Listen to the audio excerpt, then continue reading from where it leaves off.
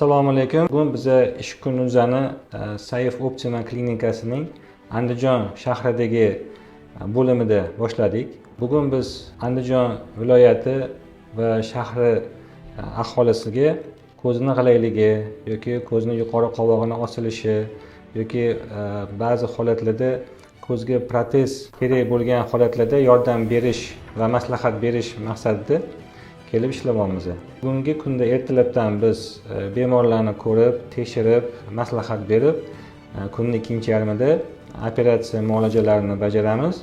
O'ylaymanki, kelajakda Toshkent shahridan mutaxassislarni Andijon shahridagi bo'limiga keltirishi muntazam ravishda amalga oshiriladi.